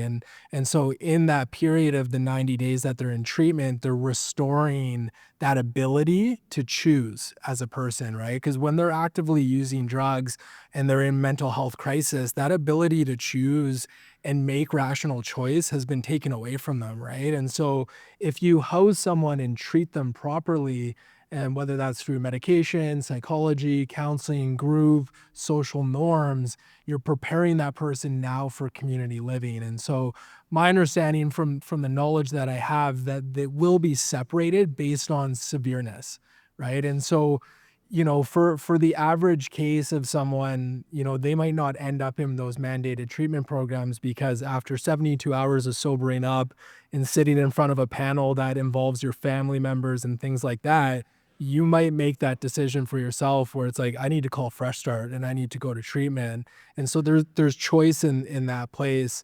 And we already do that in a sense with the Mental Health Act and other ways like drug court and all of those kinds of things. And I believe that, there's a calculated approach to that, but there would be separation based on severity of case, right? And those purpose-built buildings would look a lot different than, this Fresh Start building. As Last Door, it's a voluntary program. A client could walk into the office and say, hey, can I have my belongings? I'm leaving. And we can't keep them against their will, right? We'll go to the end of the earth to convince them otherwise. Sometimes it's by saying, can you just go to bed and wake up in the morning and let's have another conversation, and they forget all about why they wanted to leave. That happens a lot. But in the severe cases of, mental health, psychosis, if there's been criminal activity, they would be in programs where they're not allowed to leave. Right. So they're not just, accessing a public park while they're in that program until they've been cleared by the staff that they're suitable for community living. And that's my understanding. I could be, getting a few of those things wrong, but there would be a bit of separation in that sense. I just want to add one more. Yeah, it's completely right. When I think about the point about addiction, treatment is a series of interventions, and some of them need to be a little stronger. I think the other only add-on of your perfect description of what the layout is, and it's on the Alberta website, is maybe that continuation of individuals who have left the secured facility and their ability to transfer into other treatment centers to continue that coming back to community. I would just add this one, I get lots of phone calls that I spoke to, and it usually goes with a descriptor of they're a really good person. And I'm like, I know they all are. And we just need that moment of clarity that occurs. And whether it's in front of the panel, whether it's in a point of a secured environment, or it's afterwards, we do get back to that balance, that rebalancing of life, and that desire to move forward with that executive functioning. So I think as a panel, we all have a a part to play in embracing that as one more tool in the intervention process. Thanks, Bruce. This is for all the panelists.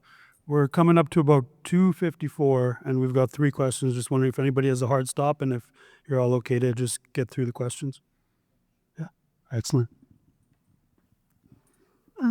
First, I just want to say thank you, well, to everyone, but I think especially I missed your name, but the fellow from Bringing the Spirit Home. I had a client and I think a friend who stayed at the program and had a really good experience. And I think the leadership of the Blackfoot leadership and the traditional way really worked for him. And I think that's that piece, and I think what you guys are talking about the the collaboration and the systems change that's needed, especially to support Indigenous folks, I think is really important. And I just want to thank you because it gave him, a second chance. And it was meaningful to him and to me. But I think in that you've talked a lot about the system changes and the collaboration that you've created. But in thinking about community, I'm wondering if you have any advice to folks who are maybe more natural supports about kind of how to just support people, how to build that community that's inclusive to folks. And if you have any advice about that, that would be great. Thank you. Thanks so much. And thank you. And again, I'm so, thank you for sharing as far as, your friends as far as success. And again, for us, reverting back to our culture. And like I say, when our elders, one example, when our elders are bestowing, Blackfoot names, we'd be surprised as far as the history they have, as far as knowing individuals and knowing families. And so when they're bestowing, it may be an ancestor of that individual. And so again, the legacy of an ancestor, very strong, and it provides, that pride, that honor. And in our way, it is, and in many ways, it is about building on that, it's not becoming who our ancestor is. It is about what they stood for and continuing to move forward in as strong a way that we can. Can't stress enough that is such a strong aspect of people's healing in the recovery journey. And again, for us, it is about engaging in our elders. So for our members, taking them to ceremony, things like, and we all know about ceremonies such as, the sweat lodge. But, beyond those things, it is about that engagement and continuing to honor them. When we pray in our language, and it is about speaking loud so that again, our spirits are heard. And for us it is really about that wholeness of who we are. Again, what I mentioned my late mother, very close to her. Up until a few years ago, it was very challenging even just to talk about her because it's so missing and yearning for that, but also understanding too that my mother was in a lot of pain. And for me today, she's at peace. But I truly believe that I am still as close to my mother as far as her spirit as she was in person. Today when I think of what I do, it is in honor of my parents, in honor of my grandparents. What would my mom stand for? What are those things that she instilled? And, at a young age, her learning that, the challenge and the dilemma of the two ways of life were very impactful, with her parents being of that strong traditional way of knowing and a part of our sacred societies from the time they were youth into elder roles. So, again, she was at times resentful that she was made, the influences were strong to basically see that in not such a positive life. I know that in the end, she realized and how important it was, that she was given that awareness And this is what she wanted to leave with us too, that it is okay to be who we are. And it is okay, to stand for what we are. And again, we talk about, addictions and that it can attack any way of life. But when you couple it with the trauma that our people have faced and the intergenerational trauma, I mentioned, the bond with her father. Well, we know that that impacts how we raise our children. And so we see those layers continuing on. And it isn't about sympathy, it is truly about understanding today. And so this is where we're at. And so for me, again, it is about engage in community, engage in elders. And, again, we are of resource, if anybody wants that support, we feel very strongly about, the incorporation into our service that we provide on nation to our members, and even in the Lethbridge shelter, totally incorporating our ways of knowing and being, moving forward. And I think it is that acknowledgement that needs to continue to grow that'll help us as far as, because we are not much different, it is about recognizing the whole. Thank you. Thank you, Derrick. I think Ryan's going to I just want to add to it, a couple pieces that we heard and specifically maybe shared about is that idea of respect, those, and that idea of, for me, spirituality is of many paths. And I put those together because there's multiple approaches and there's multiple supports in which we bring, you all bring as individuals to the table to contribute to that piece. And I think it speaks, volumes to the validating that importance of coming together and being able to have those resources. So, being respectful that there is no one set, this is the way, and the willingness to explore other possibilities a little bit on the, on the tail of the compassion and intervention piece. It's that willingness to open up and see, as long as the pathway is respectful, as Ryan pointed out, and that we respect that self-determination of that self-movement of the individual that we're working with to determine that natural support and encourage that development rather than criticizing it all the time. Not all the time, but some of the time. Yeah, I appreciate your question. One of my roles for about 5.5 years at Last Door was I ran our family program. And for me, that was important because when I got into recovery, my mom had no idea what to do, like how to talk to me, how to be with me. Do I bring up the past? Do I not bring up the past? It's a whole new world. And so the two things that came to my mind when you asked that question for natural supports is curiosity and education go a long way. And one of those pieces is realizing that addiction is different than recovery. And Bruce hit it on the point, like recovery is a lot of different things, right? Whether it's, finding connection with culture again, religion, community, 12-step meetings, treatment centers, whatever that path is. But as someone that is a natural support, it can be difficult if you've known the person during their use and then as they enter recovery, because it's hard to separate the two, right? And it was important. I remember sitting down with my mom when I was in early recovery, and we made a decision to do that. She's like, look, I know, that you've hurt me and all these things that have happened, but I'm deciding at this moment that this is Ryan in recovery and we're going to have a different relationship. And, a big piece was like she decided to educate herself and be curious to, why I went to meetings, why it was important that I lived close to the treatment center that I went to. Like she decided to be curious in that sense. And so, if I can pass on any advice, it would be those two things, like curiosity and education. Yeah, I think that's fantastic. I just wanted to, not to have the last word, just to add in though, that idea of,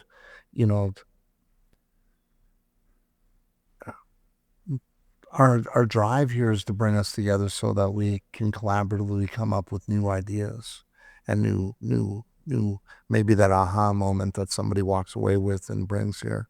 I share in the family piece, wholeheartedly. It touches a real special part in my heart because I don't think we do enough for families to understand those natural supports, and sometimes it gets critical, and sometimes in that clinical setting, maybe the family was dysfunctional, but we can't negate that relationship just because of that, but we could enhance it by further engagement with the family as a whole, and to lay some new pathways that relationships can be built, resentments can be healed, hurts can be overcome, and a new future can be had. And I think that speaks volume to your comment earlier about, recovery is possible. This does work and it can happen, and it is intergenerational, and it's going to be intergenerational. So Thanks, Bruce. Hi, I'd just like to thank the panelists and have heard some amazing things today, but I'm currently enrolled in the program, and I'd just like to know how we would be able to further integrate recreational extracurricular activities off the community, so we can show ourselves, you guys, and the community as well, that we're able to handle it, and it would help with ease some of my co-clients' anxieties, because I do understand that some of them are kind of scared to go back into the community. And maybe this could help that further just by keeping that tie with it. well, maybe Ryan and Capri can help out. They've both been in the same place. It's not that we don't want to engage clients in outside activities. If it was up to me, we'd be going snowboarding, rafting, doing, I'll do anything and everywhere. But unfortunately, sometimes that's a real escape to have, not looking at what you need to look at early in recovery. And that's painful at times. As a guy with lived experience, it hurt my soul to think about all the harms that I created and the things that I done, and that whole getting out and hanging out and doing that piece, and that whole piece, it was real and I wanted to be part of that. But I stayed here, and this isn't about anything. I am that one hit wonder. I did show up the first time and I got it the first time, not because I'm any different. It's because, my sponsor was a little hardcore, and he told me to shut up and pay attention, and they made me go to meetings, and he was on me all the time, and he started shaping my pathway. And, later in life, about a year later, I'll get to this, and a using buddy called me, and he moved back to PEI to clean up. And he phoned me and he's like, "Hey, Bruce, how's it going?" I said, "It's going really good, man." And he says, "You're still not using?" I said, "No, I'm not using." He says, "Nothing?" I said, "No, nothing." And I said, "You?" He says, "I was just chipping a little bit. It's going pretty good though." And he says, "Tell me what that's like." And I said, "All those things that we used to talk about doing that we never did? I get to do them today." And for you guys that are in the audience and it's feeling a little prison-like, you just bear with us. We're trying to adapt to a landscape that's ever changing. It's changing based on policies. It's changing on new and drugs coming out. It's changing on, I hate to tell you, but your own manipulative behavior to get out to do what you say you're going to do, but you don't do it because that's what you did to your folks. And we're a little wise to that. And we do come together at different levels, and we sit on other panels and have other meetings outside of this kind of environment to see what the best route is, and we're trying to find that.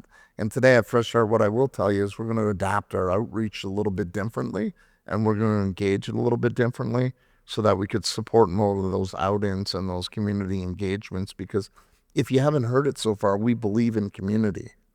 We want to establish community. We want you to be part of community. We want anybody struggling with addiction to have that sense of belonging in community that all of us have spoke to.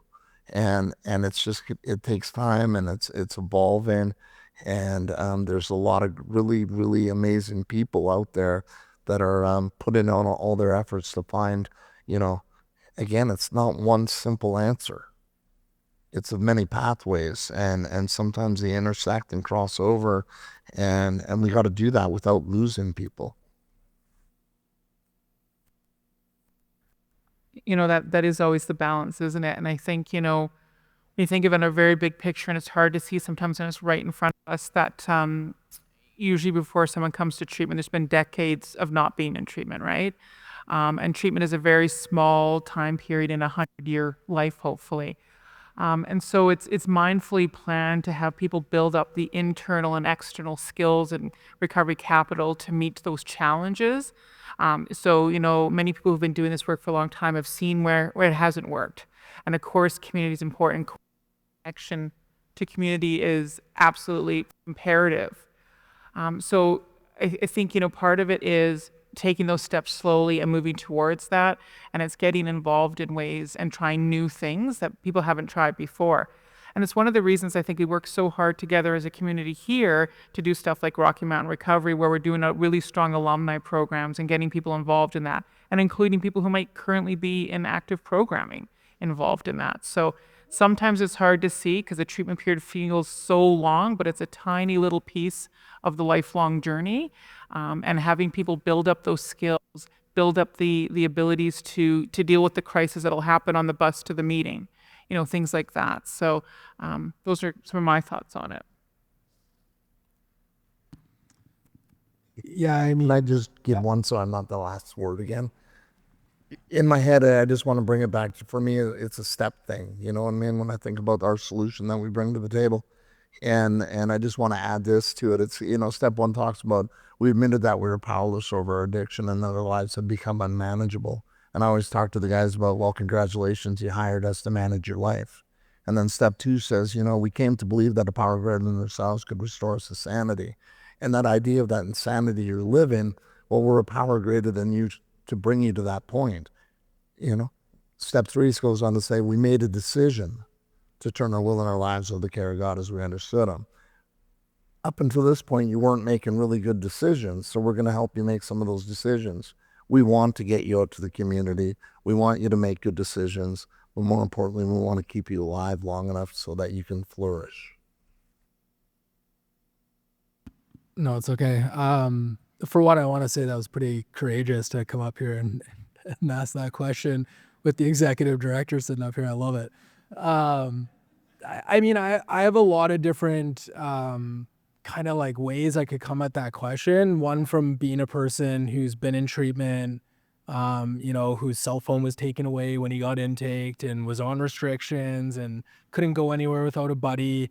Then to going to school, becoming a counselor and being an addictions counselor for the last, 10 years, is, for one, like the first suggestion I would say is try and find a copy of the therapeutic community model and take a read of it, right? And the idea is, when I was in early recovery, I wanted everything now. I wanted my job back, my family to trust me again, my girlfriend to forgive me, like all of the things. And I wanted it right away. And the truth was, if I had all those things right away, I would have fumbled them. Because I'm, still detoxing, my dopamine system still coming back on track. Like there's an actual thing going on in my brain that has to happen to rewire in order for me to make decisions for myself that are based on, health and not reward immediately, right? And I think that's what treatment does, is it allows that process to happen without us kind of dictating the pace. And, reintegration to community is different for a lot of people based on how they were using, where they came from, and determining that for some people, going to an event where there's 100 people would be way too much for them in their first 30 days of recovery, where someone else that's not suffering from social anxiety or depression, being around people might be enlightening for them, right? And so it's hard as a staff team when I used to be in a clinical role, is you have to weigh all of those things. And, with the climate of that, what we've been living in over the last 5 years, although Alberta has cut overdose rates dramatically in the last year or two, is, in British Columbia, about 6 to 7 people die a day of an overdose. And so when you're working in a facility and someone says, hey, I want to get on the SkyTrain and go downtown to this event, I have to think about, that phone call. Is that person going to make it? and where are they at in their recovery, where were they using last, like where in the demographic. And so it's really hard because you want to give people autonomy, but at the same time we want to protect them in early recovery. And so I've only been in the Calgary area for a year, but I follow Fresh Start and Aventa's Facebook and Instagram, and I think there was multiple pool parties last summer, and events, and I believe Fresh Start was at the Lilac Festival recently, and so there is those things going on, and sometimes they don't happen as fast as we want them to happen, but there's a calculation behind that, and I would encourage people to try and trust in that. I just want to going back to it. I think one of the pieces is about having a voice, and I agree. It's important to come up and to speak your truth. I can look at any of my staff members and say I want to hear that voice, and we want to hear it, and we're open to hearing it, but we also need to be heard too and understood and trusted in that other piece. So, never enough, quick enough, Lottery mentality. Thanks, Bruce. Last question. Okay, everybody. My name's Roland. I'm part of the Fresh Start family in Lethbridge at Site 3. Coming into Fresh Start, it was very important for me to get back to my culture while in my sobriety and that. And in doing so, I started smudging with a bro of mine. And it has grown to about 8 of us now for our smudge group. In the process, it has relieved a lot of stress off my shoulders, a lot of pride getting back to my culture and that. And I had just stepped into the role of House Representative there. And I'm just wondering if there's anything else or anything more that we could be participating in, getting involved in, the being able to sit around with, 8 guys, different cultures, and being able to smudge. We embrace each other at the end, tell each other we respect each other, we love each other, how our day went. Just that little act has helped dramatically with stress, feelings, emotions, things we've been going through. And I'm just wondering if there's any other options or anything else that we could get involved in to kind of strengthen that bond and that unity. Thank you. 100%. First, I want to congratulate you on being a leader. And I think that speaks volumes to take the lead in bringing insight and ceremony and that those pieces to the individuals in the center. And I find that ironic you ask that question because you're already doing it. And if you have a pen, 587-777-888, okay, 587-777-8889. And if you have more ideas about bringing them together, I'd love to hear them. And as would Haley, as would Jason, and I think that's how we going to explore what that looks like. And much, I'll start and maybe finish with this. My friend Derrick, we talk, if it comes from the heart, then it's the right thing. And the idea of going out on weekends and doing that community engagement, I just ask you to understand that all of our decisions come from the heart. And we don't get to where we get to without leaders like you.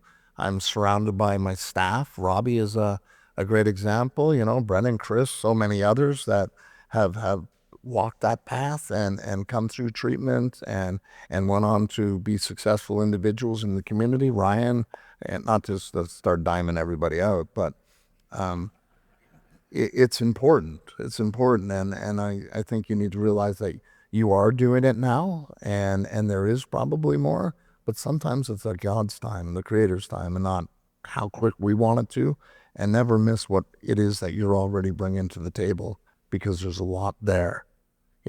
I'll finish this last one.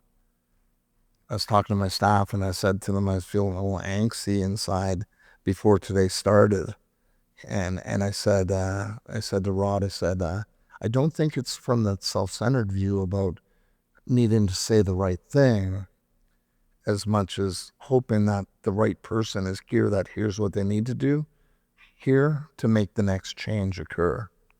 and we don't understand exactly how far those ripples go and how much impact that has on those 8 other gentlemen that you're healing with right now, and what you're teaching them and what you're bringing to them might just be the part that most important of that day for you in that day. So as addicts, we always want more, but as human beings, sometimes it takes a little bit just to be present.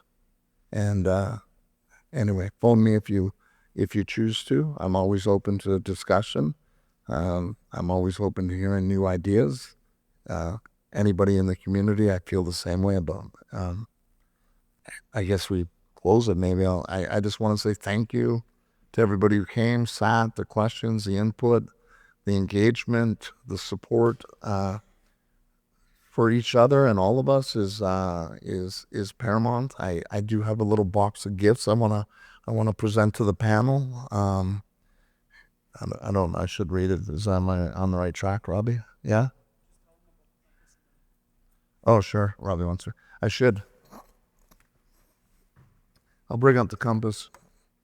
So my history with Fresh Start, I talked about going back a long time, and I have an amazing predecessor and mentor, Stacy Peterson, who's a dear friend and has taught me a lot, and taken over an environment and walking that path along with them in the last almost 20 years has been monumental. And when you land in the chair and you wonder, okay, which direction are we going? And we started to develop some ideas and where we wanted to go and what we thought we wanted to do. And our logo has a navigational star on it.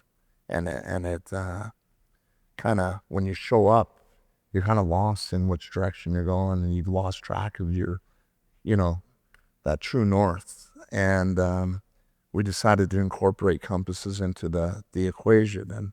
And these gifts that I'm going to share with you are the same gifts that we give to our clients when they do the hard work and get through the program. And it's just meant as a symbol that always be aware of the direction you're traveling, and always know that there's a way to get back home. And from me to you, all of you, I hope you feel like you're at home today.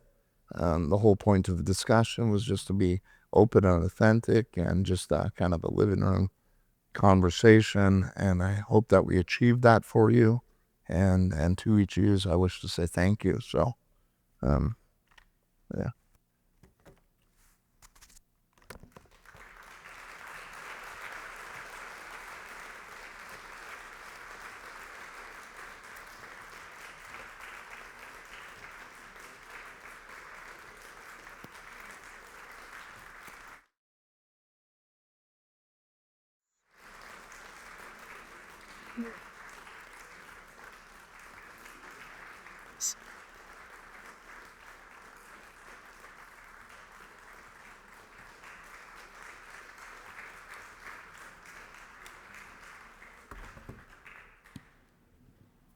Just with that, we'll close. Want to thank the panelists all once again, the audience, participants. Your voice and presence remind us that recovery and community are built one connection at a time. So thank you to our kitchen, all of the volunteers and the staff who helped this event made possible today. We're grateful to have shared this space with you. Thank you. And I think some of the panelists might have a few minutes afterwards for some questions and some one-on-one. Thank you guys so much.